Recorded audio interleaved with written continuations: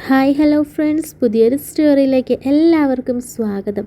അങ്ങനെ നമ്മുടെ അച്യുതനാണെങ്കിൽ നമ്മുടെ ഭവാനിയെ കാണാനിടയാകുകയാണ് കേട്ടോ.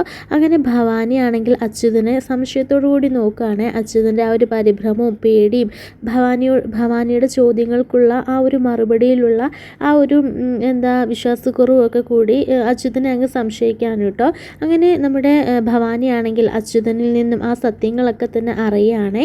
അങ്ങനെ ഭവാനി അച്യുതനെ ഫോളോ ചെയ്യുകയും അന്വേഷിക്കുകയൊക്കെ ചെയ്യുമ്പോൾ നമ്മുടെ ഭൂമി അച്യുതൻ്റെ മകളല്ല എന്നും അത് താൻ 22 വർഷങ്ങൾക്ക് മുൻപ് കൊല്ലാൻ ഏൽപ്പിച്ച കുട്ടിയാണെന്നും ഒക്കെയുള്ള സത്യങ്ങൾ അറിയാൻ കേട്ടോ ഭവാനി.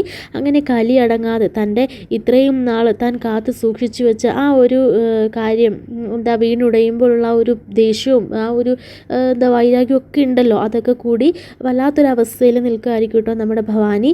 അങ്ങനെ ഭവാനിയാണെങ്കിൽ ആകെ ഷോക്കായിട്ട് നിൽക്കുകയാണ്. താൻ എന്താഗ്രഹിച്ചിട്ടാണോ ഇത്രയും കാലം അതെല്ലാം മറച്ചു വെച്ചതും അത് ഇത്രയും റിസ്ക് എടുത്ത് അത്രയും കാര്യങ്ങൾ ചെയ്തതും അതെല്ലാം ഒറ്റ നിമിഷം കൊണ്ട് അങ്ങനെ നിഷ്ഫലമാക്കി കളയാൻ ഞാൻ ആഗ്രഹിക്കുന്നില്ല. അതുകൊണ്ട് അന്ന് ഞാൻ ചെയ്യാൻ ഏൽപ്പിച്ച കാര്യം ഇന്ന് ഞാൻ തന്നെ നേരിട്ട് നടത്തും. അങ്ങനെ എങ്ങനെയെങ്കിലും ഈ ഭൂമിയിൽ നിന്ന് തന്നെ ഞാൻ ഇല്ലാതാക്കും എന്നൊക്കെ ഇങ്ങനെ തീരുമാനം എടുക്കാൻ കേട്ടോ. അങ്ങനെ അച്യുതനോട് അത് വെല്ലുവിളിച്ച് പറയുകയും ചെയ്യുന്നുണ്ട് കേട്ടോ. തനിക്ക് ഞാൻ പണം തന്നത് ഇവളെ പോറ്റി വളർത്താനല്ല, തനിക്ക് ഞാൻ പണം തന്നത് ഇവളെ കൊല്ലാൻ വേണ്ടിയിട്ടായിരുന്നു. പക്ഷെ താനത് ചെയ്തില്ല. ഇനി ഞാനത് ചെയ്തോളാം. തൻ്റെ വളർത്തുപുത്രിയായിട്ട് താൻ അവളെ വളർത്തിക്കൊണ്ട് വരുന്നത് എന്തിനാണെന്നൊന്നും എനിക്കറിയില്ല. പക്ഷെ അത് എന്തിനാണെങ്കിലും അവൾ ഇനി ഈ ഭൂമി ലോകത്ത് അധികകാലം ജീവനോടെ ഉണ്ടാവില്ല. അവൾ വളർന്നു വന്നാൽ അത് എനിക്കും എൻ്റെ മക്കൾക്കും എല്ലാം ഭീഷണിയാണ് എന്നൊക്കെ ഇങ്ങനെ പറയാൻ കേട്ടോ. അങ്ങനെ അച്യുതനാണെങ്കിൽ ആകെ പരിഭ്രമത്തിലിരിക്കുകയാണ്. കാരണം ഇത്രയും കാലം താൻ പൊന്നുപോലെ പോറ്റി വളർത്തിയ തൻ്റെ മകളെ തൻ്റെ കൺമുന്നിൽ വെച്ച് ഇല്ലാതാകുമോ എന്നൊക്കെ ഓർത്ത് ആകെ ഒരു ഭയത്തിൽ നിൽക്കുകയാണ്. അങ്ങനെ അച്യുതൻ ഓർക്കുകയാണ്, ഇത്രയും കാലം അവളെ എല്ലാ സത്യങ്ങളും മറച്ചു വെച്ച് തൻ്റെ പൊന്നു മകളായിട്ട് അവളെ സ്നേഹിച്ച് പരിപാലിച്ച് വളർത്തി. പക്ഷേ ഇനി അവർ വെറുതെ ഇരിക്കും. സത്യങ്ങളെല്ലാം തിരിച്ചറിഞ്ഞത് കൊണ്ട് തന്നെ ഭവാനി ഒരിക്കലും വെറുതെ ഇരിക്കുമെന്ന് തോന്നുന്നില്ല. അതുകൊണ്ട് തന്നെ എങ്ങനെയെങ്കിലും ഈ സത്യങ്ങളെല്ലാം തന്നെ സത്യൻ സാറിനെ അറിയിക്കണം എന്നൊക്കെയുള്ള തീരുമാനങ്ങൾ എടുക്കാനായിട്ട് അച്യുതൻ. അങ്ങനെ അച്യുതനാണെങ്കിൽ സത്യനെ കാണാനായിട്ട് പല പ്രാവശ്യം ശ്രമിക്കുന്നുണ്ടെങ്കിലും ഭവാനിയുടെ ഗുണ്ടകളും ചേർന്ന് അതെല്ലാം തടയുന്നുണ്ട് കേട്ടോ. അങ്ങനെ നമ്മുടെ ഭൂമിക്ക് പിന്നാലെ നമ്മുടെ ഭവാനിയുടെ ഗുണ്ടകൾ എത്തുന്നുണ്ട്. അവിടെയൊക്കെ തലനാരിഴയ്ക്ക് തന്നെ രക്ഷപ്പെടുത്തുകയാണ് കേട്ടോ അച്യുതൻ.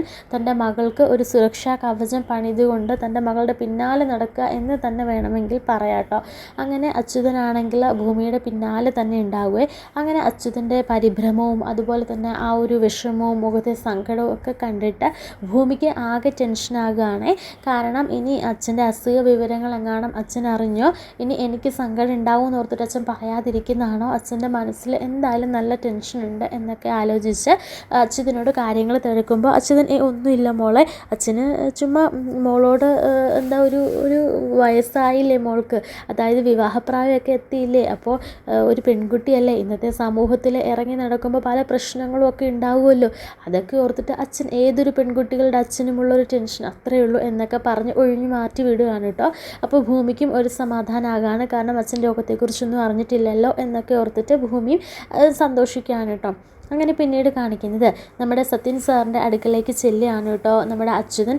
അങ്ങനെ അച്യുതൻ അവിടേക്ക് ചെല്ലുകയാണ്. അങ്ങനെ അച്യുതൻ സാറേന്ന് വിളിച്ച് ഡോറിൽ മുട്ടി. അങ്ങനെ സത്യൻ കതക് തുറക്കുമ്പോൾ ആരാ എന്താടോ എന്നിങ്ങനെ ചോദിക്കുമ്പോൾ അതുപോലെ സാറിന് എന്നെ അറിയാമോ എന്നൊക്കെ ചോദിക്കുമ്പോൾ തന്നെ ഞാൻ ആ ഭൂമിയുടെ കൂടെ കണ്ടിട്ടുണ്ട്, ഭൂമിയുടെ അച്ഛനാണല്ലേ എന്നിങ്ങനെ പറയുമ്പോൾ ഒരു പുഞ്ചിരിയോടുകൂടി നമ്മുടെ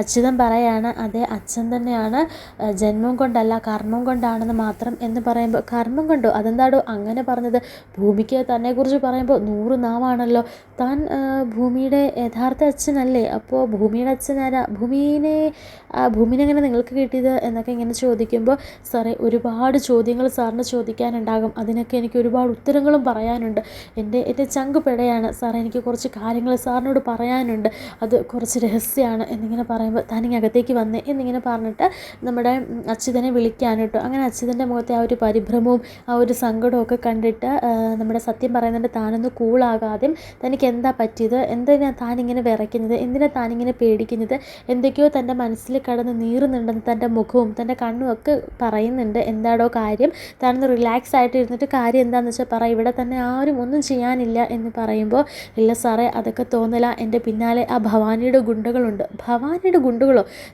തന്നെ എന്തിനാ ഭവാനിയുടെ ഗുണ്ടകൾ പിന്തുടരുന്നത്?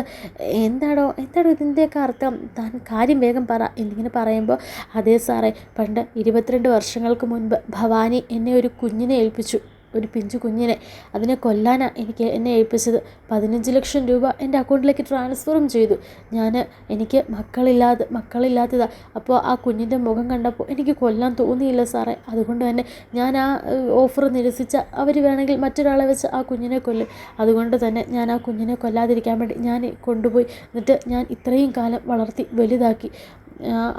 ആ കുഞ്ഞിനെ വളർത്തി വലുതാക്കി. ആ കുഞ്ഞിനോട് സത്യങ്ങളൊന്നും ഞാൻ പറഞ്ഞിട്ടില്ല. കാരണം അവളെ വളർത്തി വലുതാക്കിയപ്പോൾ അവൾക്ക് ഞങ്ങൾ അതുപോലെ സ്നേഹം കൊടുത്ത അവളെ വളർത്തിയത്. ഞങ്ങൾക്ക് മക്കളില്ലാത്ത ആ ഒരു കുറവ് ഞങ്ങൾ അവളിലൂടെ പരിഹരിച്ചു. കുറച്ച് കഴിഞ്ഞപ്പോൾ ഞങ്ങൾക്ക് തന്നെ തോന്നി തുടങ്ങി, ഇനി അവൾ സത്യങ്ങൾ അറിഞ്ഞാൽ ഞങ്ങളുടെ ഒപ്പത്തുനിന്ന് പോകുമെന്ന്. അതുകൊണ്ട് അവളെ ആരും അറിയിക്കാതെ ആരും ഇല്ലാത്തടുത്ത് ഞങ്ങൾ ഇവിടേക്ക് താമസം മാറി വരികയായിരുന്നു സാറേ. അങ്ങനെ ഇവിടെ കൊണ്ടുവന്ന് ഞങ്ങൾ ഒരുമിച്ച് സന്തോഷത്തോടുകൂടി ജീവിച്ചുകൊണ്ടിരിക്കുകയായിരുന്നു എന്നൊക്കെ പറയാൻ കേട്ടോ. എന്നിട്ട് നമ്മുടെ അച്യുതൻ പറയുന്നുണ്ട്, അങ്ങനെ ഭൂമിയെ ഞങ്ങൾ പൊന്നുപോലെ വളർത്തി. ഞങ്ങൾക്ക് ഭൂമി തന്നെ തന്നൊരു വരദാനമായിട്ടാണ് കരുതുന്നത്. അതുകൊണ്ട് അവൾക്ക് ഞങ്ങൾ ആ പേര് നൽകിയത്. എന്നിട്ട് പറയാണ്, അത് മറ്റാരുമല്ല സാറേ, ഭൂമി എന്ന് പറയുന്നത് സാറിൻ്റെ അഭിരാമിയാണ്, സാറിൻ്റെ പൊന്നുമോളാണ്. അന്ന് ആ ഭവാനി ഞങ്ങളെ കൊല്ലാൻ ഏൽപ്പിച്ചത് സാറിൻ്റെ മകളാണ്. പക്ഷേ അത് സാറിൻ്റെ മകളാണെന്നോ എന്നൊക്കെയുള്ള കാര്യങ്ങളൊന്നും എനിക്ക് അന്നറിയില്ലായിരുന്നു. കുറച്ച് നാൾ മുൻപ് ഞാൻ ആ കാര്യങ്ങളൊക്കെ അറിഞ്ഞത്. തൻ്റെ സഹോദരൻ്റെ പുത്രിയാണതെന്നൊക്കെയുള്ള കാര്യങ്ങൾ കുറച്ച് വൈകിയ ഞാൻ അറിഞ്ഞത്. അല്ലെങ്കിൽ ഈ സത്യങ്ങളൊക്കെ സാറിനെ എന്നേ ഞാൻ അറിയിച്ചേനെ. അപ്പോൾ താനിതൊക്കെ ഇപ്പം പറയാൻ കാരണം, അത് പിന്നെ സാറേ, അവർ ആ ഭവാനി അറിഞ്ഞു. അതായത് ഞാനാണെങ്കിൽ ആ കുട്ടിയെ കൊന്നില്ലാന്നും എൻ്റെ കൂടെ ഇപ്പോൾ വളർന്നു വന്നിരിക്കുന്നത് അത് നിങ്ങളുടെ അഭിരാമിയാണെന്നൊക്കെയുള്ള ഒരു സത്യങ്ങൾ ആ ഭവാനി തിരിച്ചറിഞ്ഞു. അതുകൊണ്ട് ഏത് നിമിഷം അവളുടെ ജീവൻ തന്നെ അപകടത്തിലാകും. ഇത്രയും കാലം ഞാൻ വളർത്തി, പക്ഷേ ഇനി എനിക്ക് അവളെ സംരക്ഷിക്കാൻ കഴിയുമെന്ന് എനിക്ക് തോന്നുന്നില്ല.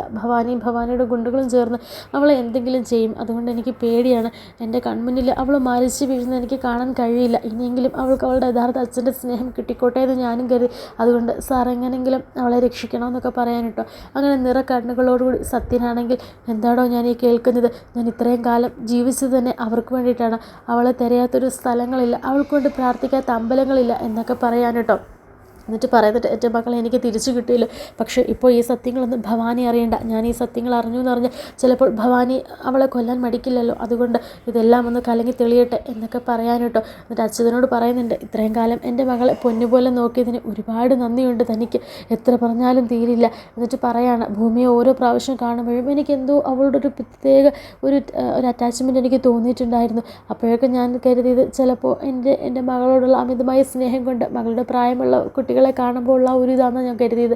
പക്ഷേ ഈശ്വരൻ എനിക്ക് അപ്പോഴൊക്കെ കാണിച്ചു തരികയായിരുന്നു, രക്തത്തെ തിരിച്ചറിയുന്നല്ലോടോ എന്നൊക്കെ പറഞ്ഞിട്ട് അച്യുതനെ കെട്ടിപ്പിടിക്കാനുണ്ടോ. അന്ന് താൻ ആ കുഞ്ഞിനെ കൊന്നിരുന്നെങ്കിൽ ഇന്ന് പോലും എനിക്ക് എൻ്റെ മോളെ നഷ്ടപ്പെടുത്തില്ലായിരുന്നു. പക്ഷേ താൻ വളർത്തിയത് കൊണ്ട് എൻ്റെ മകളെ ഇനിയെങ്കിലും എനിക്ക് തിരിച്ചു കിട്ടുമല്ലോ എന്നൊക്കെ പറഞ്ഞിട്ട് പറയുന്നുണ്ട്, അവളെ പൊന്നുപോലെ നോക്കണേ, അവൾക്കൊരു കുറവും വരുത്തരുത്. ഞാൻ എങ്ങനെയെങ്കിലും ഈ സത്യങ്ങളൊക്കെ ഒന്ന് കലങ്ങി തെളിയുന്നതിനും വരെ അവളെ നീ സംരക്ഷിക്കണം എന്നൊക്കെ പറഞ്ഞ് അച്യുതനോട് പറയുന്നുണ്ട് കേട്ടോ. അങ്ങനെ സത്യങ്ങളെല്ലാം തിരിച്ചറിയുന്ന സത്യനാണെങ്കിൽ വീട്ടിൽ ദേഷ്യത്തോടു കൂടി ആയിരിക്കും കയറി വരുന്നത് കേട്ടോ. പക്ഷെ ഭവാനി എന്നിട്ട് എവിടെ പോയതാ എന്നൊക്കെ ഇങ്ങനെ ചോദിക്കുമ്പോൾ നീരസത്തോടു കൂടി മറുപടി പറയുന്നുണ്ട്. അപ്പോഴും തൻ്റെ ഭാര്യനെ മകളെയും ഒക്കെ ഇല്ലാതാക്കാൻ ശ്രമിച്ചത് ഭവാനിയാണെന്ന് മനസ്സിലാക്കി ആ ഒരു ദേഷ്യ വൈരാഗ്യം മനസ്സിലിങ്ങനെ നിറഞ്ഞ് തുളുമ്പുമായിരിക്കും കേട്ടോ.